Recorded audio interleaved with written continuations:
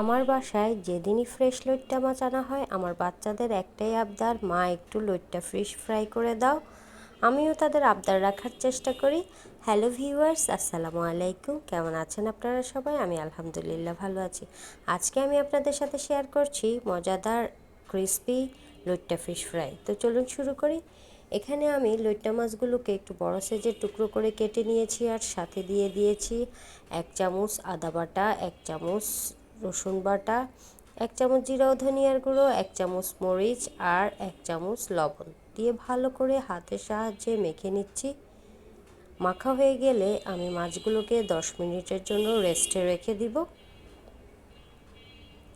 10 minute পর আমি যখন এগুলোকে ভাজবো তখন আমি এর সাথে দিয়ে দিয়েছি 1 টেবিল চামচ ময়দা আর 1 টেবিল চামচ কর্নফ্লাওয়ার দিয়ে একটা চামচের সাহায্যে ভালো করে নেড়েচেড়ে মেখে নিচ্ছি।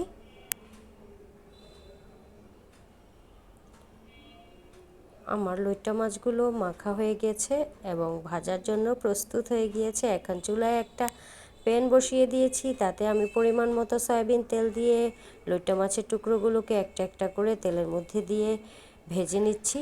চুলার আঁচটা আমি মিডিয়াম ফ্লেমে রেখেই ভেজে নিব, যাতে ভালোভাবে ক্রিস্পি হয় এবং ভাজা হয়।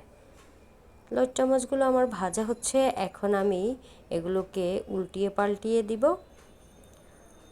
আমি লইট্টা মাছগুলোকে উল্টিয়ে পাল্টিয়ে দিচ্ছি এবং অপর পিঠটাকেও ভালো করে ভেজে নিচ্ছি।